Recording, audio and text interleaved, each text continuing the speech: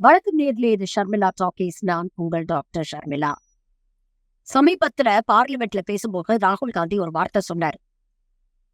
மோடி ஒட்டுமொத்த இந்து சமூகத்தின் பிரதிநிதி இல்லை, பாஜக ஒட்டுமொத்த இந்து சமூகத்தின் பாதுகாவலர்கள் இல்லை, RSS ஒட்டுமொத்த இந்து சமூகத்தின் பிரதிநிதிகள் இல்லை அப்படிங்கிற ஒரு விஷயத்த பதிவு பண்ணாரு.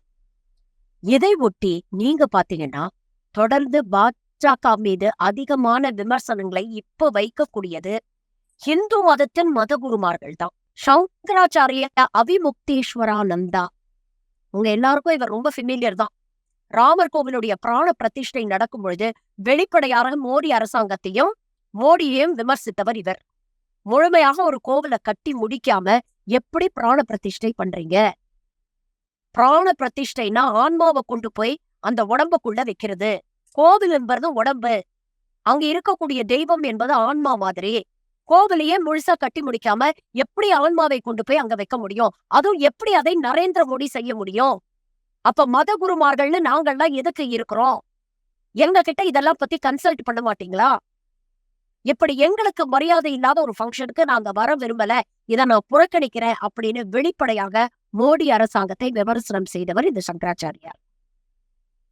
இப்ப சமீபத்துல ராகுல் காந்தி பார்லிமெண்ட்ல பேசணும்னு அவர் வார்த்தைகளை திணித்து இந்த சங்கி கூட்டம் ராகுல் காந்தி ஒட்டுமொத்த இந்து சமூகத்தையும் அவமானப்படுத்துறாரு அப்படிங்கிற ஒரு நரேட்டிவை கிரியேட் பண்ண ட்ரை பண்ணும்பொழுது மீண்டும் ராகுல் காந்திக்கு சப்போர்ட்டா வந்து நின்றாரு.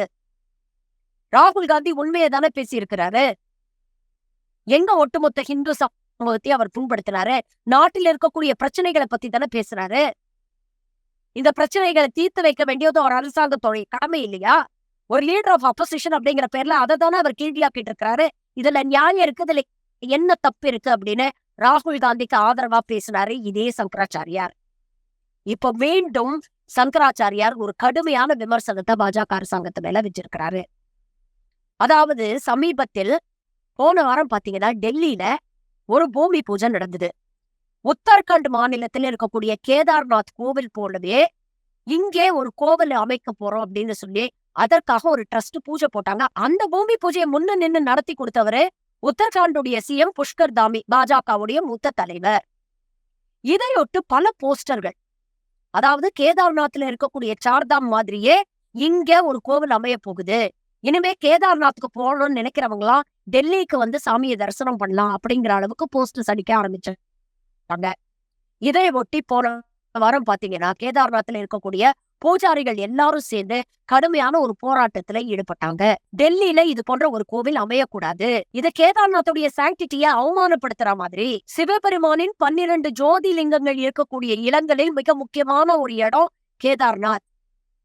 அந்த அளவுக்கு அந்த கோவிலுக்கு சக்தி இருக்கு அப்படின்னு இந்து சமூகத்தினர் நம்புறாங்க. இந்த 12 ஜோதிலிங்கங்கள் எங்க எந்த இடத்துல இருக்கணும் அப்படிங்கறத நம்ம முன்னோர்கள் தீர்மானிச்சுட்டு போயிருக்கிறாங்க. அத மாத்திரத்துக்கு நீங்க யாரு? கோவிலோட புனிதத்தை நீங்க கெடுக்கிறீங்க, உங்க அரசியலுக்காக கோவில்களை நீங்கள் பயன்படுத்துகிறீர்கள் அப்படிங்கிற ஒரு விமர்சனத்தை வச்சிருக்கிறாங்க. கேதார்நாத் கோவில் பாத்தீங்கன்னா வருஷத்துக்கு 6 மாசம் தான் திறந்திருக்கும். மீதி 6 மாசம் கடுமையான பனிப்பொழிவு இருக்கிறதுனால அந்த கோவிலுக்கே போக முடியாது. அதனால 6 மாசம் தான் அங்க பூஜையே நடக்கும். மீதி 6 மாசம் அந்த கோவில் பூட்டிதான் இருக்கும், கடவுள் ஓய்வெடுப்பாரு அப்படின்னு சொல்லுவாங்க. நீங்க இப்படி டெல்லியில கொண்டு போய் இன்னொரு கேதார்நாத் மாதிரியே ஒரு கோவிலை கன்ஸ்ட்ரக்ட் பண்றதுனால எங்களுடைய வாழ்வாதாரம் பாதிக்கப்படும், கோவிலுடைய புனிதத்துவம் கெட்டு போயிரும். யார கேட்டு இத பண்றீங்க? எந்த அரசியல் ஆதாயத்துக்காக இத பண்றீங்க? நீங்க எலெக்ஷன்ல ஜெயிக்கணும் அப்படிங்கறதுக்காக கடவுள்களை அவமானப்படுத்துவீங்களா அப்படிங்கிற கேள்வி, அப்படிங்கிற விமர்சனங்களை அவங்க எழுப்பியிருக்காங்க.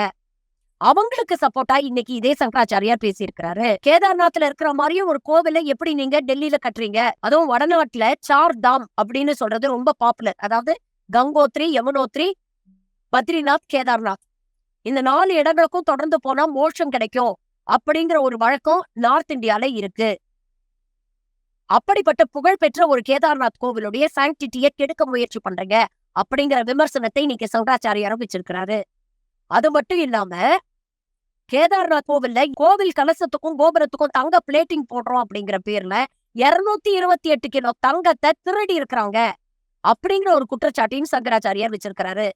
இது சம்பந்தமாக இந்த அரசாங்கம் என்ன நடவடிக்கை எடுத்திருக்கு அப்படிங்கிற கேள்வியை எழுப்பியிருக்கிறாரு.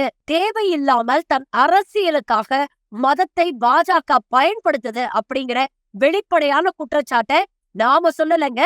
இந்து மக்களின் பிரதிநிதியான இந்து மதத்தின் குருவான சங்கராச்சாரியார் சொல்றாரு. இவ்வளவு நாள் நாம சொல்லும் போதுதான் நம்ம கிட்ட இந்த சங்கி கூட்டம் சண்டைக்கு வந்தது. இன்னைக்கு உங்கள் மதத்தை சேர்ந்த நீங்கள் மதிக்கக்கூடிய உங்கள் மத குரு இதை சொல்கிறார். ஆனா இப்ப இந்த சங்கி கூட்டம் என்ன தெரியுமா பண்ணுது? ஒரு மோடியை திட்டுறாரு, பாஜகவை திட்டுறாருன்னு இவர்கள் மதத்தை சேர்ந்த இவர்கள் மத குருவியே சமூக வலைதளங்களை அசிங்கமா திட்டுறாங்க. ஒரு அரசியல்வாதியோடைய போலி கௌரவத்தை காப்பாற்றணும் அப்படிங்கிறதுக்காக உங்க மதத்தையும் உங்க மத குருவையும் நீங்க அவமானப்படுத்துறீங்க.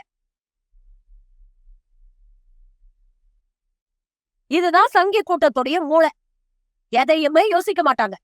ஒருத்தர் விமர்சனம் வைக்கிறாரு, அதுவும் நம்ம மதத்தை சார்ந்த நம்ம மத குருவாச்சே, அவர் இவ்வளவு படிச்சவர், இந்த மதத்தை பத்தி தெரிஞ்சவரு, அவர் இப்படிப்பட்ட விமர்சனங்கள் வைக்கிறாங்களே, இந்த விமர்சனங்கள்ல என்ன நியாயம் இருக்கு அப்படிங்கறத இந்த சங்கி கூட்டம் என்னைக்குமே யோசிச்சு பார்க்காது. மாறாக யாரு விமர்சனம் வச்சாலும் கண்மூடித்தனமா அவங்கள திட்ட வேண்டியது. மோடியை பத்தி யாராவது ஒண்ணு சொன்னா அவர் சங்கராச்சாரியாரே இருந்தாலும் அவரை திட்டுவாங்க. இன்னைக்கு அதுதான் நடந்துட்டு இருக்கு. இதற்கிடையில் பாத்தீங்கன்னா அம்பானி வீட்டு கல்யாணத்துக்கும் ஓடி போயிருக்கிறாரு. அங்க சங்கராச்சாரியாரும் வந்திருக்காரு. அங்க போய் சங்கராச்சாரியார்ட்ட கை கூப்பி வணக்கம் சொல்லியிருக்கிறாரு. அவரும் அவருக்கு ஆசீர்வாதம் கொடுத்து தன் கழுத்துல இருந்த ஒரு மாலையை தூக்கி மோடி கழுத்துல போட்டிருக்கிறாரு. போட்டதுக்கு அப்புறம் ஒரு இன்டர்வியூல அவர் சொல்றாரு, மோடி ஒண்ணு எனக்கு தனிப்பட்ட எதிரி கிடையாது. நான் என்னைக்குமே மோடியை எதிரியா நினைச்சதில்ல. இந்த நாட்டுடைய தலைவர் அவர். நான் இந்த நாட்டுடைய பிரஜை. ஹிந்து மதத்துல ஒரு முக்கியமான மத குருனா, அப்போ ஹிந்து மதத்துக்கு ஏதாவது ஒரு ஆபத்து, ஹிந்து மதத்துல அநியாயம் நடக்குது அப்படின்னா அதை எதிர்த்து குரல் கொடுக்க வேண்டியது என்னுடைய கடமை. அந்த அநியாயத்தை யாரு செஞ்சாலும் அதை நான் தட்டி கேட்பேன். கேள்வி கேட்க வேண்டியது என்னுடைய கடமை. என்னோட கடமையத்தான் நான் செஞ்சுக்கிட்டு இருக்கேன். அதை திரும்பவும் நான் செய்வேன் அப்படின்னு சொல்லியிருக்கிறார். இது மட்டும் இல்லாம நேத்து மகாராஷ்டிரால உத்தவ் தாக்கரேவுக்கும் சப்போர்ட் பண்ணி பேசியிருக்கிறாரு. பாஜக உத்தவ் தாக்கரேக்கு துரோகம் பண்ணிடுச்சு, அவர் முதுகுல குத்தி பின்பழியாக இவங்க ஆட்சியை பிடிச்சிருக்கிறாங்க, இத சரி செய்யணும்னு மீண்டும் மகாராஷ்டிராவோட சிஎம் உத்தவ் தாக்கரே வந்து உட்காரணும், அதற்கு மக்களாகிய நீங்கள் தான் வாக்களிக்கணும் அப்படின்னு வெளிப்படையா உத்தவ் தாக்கரே சப்போர்ட் பண்ணி அவர் பேட்டி கொடுத்திருக்கிறாரு. இப்ப சொல்லுங்க, ராகுல் காந்தி சொன்னது உண்மைதானே? ஒட்டுமொத்த இந்து சமூகத்தின் பிரதிநிதியாக பிஜேபி மோடியை முன்னிறுத்த முயற்சி செய்கிறது. ஆனா இன்னைக்கு இருக்கக்கூடிய பெரும்பான்மையான இந்துக்களே அதை ஏத்துக்க மாட்டேங்கிறாங்க. அப்படிப்பட்ட ஒரு சூழ்நிலை இன்னைக்கு உருவாகிட்டு வருது. மோடியோட முகத்திலே கிழிஞ்சுக்கிட்டே வருது. அவர் சாயம் வெளுத்துக்கிட்டே இருக்கு. இன்னைக்கு ஒரு சங்கராச்சாரியார் தான் பேசியிருக்கிறாரு. இதே போன்ற இந்து மதத்தில் இருக்கக்கூடிய எத்தனை முக்கியமான நபர்கள் வரும் காலத்துல பேசுவாங்க அப்படிங்கறது நமக்கு தெரியாது. ஆனா இந்த ஒட்டுமொத்த விஷயமும் நமக்கு ஒரு முக்கியமான பாடத்தை கத்துக் கொடுக்குது. என்னைக்குமே மக்களுடைய பிரச்சனையை பேசக்கூடிய தலைவர்களை தான் மக்கள் ஏத்துப்பாங்க. பிரிவினைவாதம் பேசி, மத அரசியல் பேசி எல்லா மக்களையும் கொஞ்ச நாள் வேணா நீங்க ஏமாத்தலாம். ஆனா எல்லா நாளும் எல்லாரையும் ஏமாத்த முடியாது. இனிமேல் இந்துக்களே உங்களுக்கு ஆபத்து, ஐயோ இந்து மதத்துக்கு ஆபத்து, இந்துக்களை ஒன்று கூடுங்கள் அப்படின்னு சொல்லி பெரும்பான்மையான இந்து சமூகத்தை உங்களால ஏமாத்த முடியாது. மக்களுக்கான பிரச்சனைகளை என்னைக்கு பாஜக பேசுதோ, மக்கள் பிரச்சனைக்கு என்னைக்கு தீர்வு காண முயற்சி செய்கிறதோ அப்பதான் மக்களுடைய ஆதரவு உங்களுக்கு இருக்கும். 3வது முறை ஆட்சியில கொண்டு வந்து உட்கார வச்சதே ஏதோ உங்க லட்சில வந்து உட்கார்ந்துட்டீங்க. பெரும்பான்மையும் இல்ல, 36% வாக்குகளை தான் நீங்க பெற்றிருக்கிறீங்க. மீதி 60க்கும் மேற்பட்ட சதவீத வாக்குகள் இந்தியா கூட்டணிக்கு தான் போயிருக்கு. இதுவே உங்களுக்கு ஒரு வார்னிங். இன்னைக்கு கூட்டணி கட்சிகளோட தயவோட தான் உங்க ஆட்சி நடந்துகிட்டு இருக்கு. இனிமேலும் மதம் பேர்ல மக்களை பிளவுபடுத்துறதை விட்டுட்டு ஆரோக்கியமான மக்களுக்கான அரசியலை கையில எடுக்க முயற்சி பண்ணுங்க.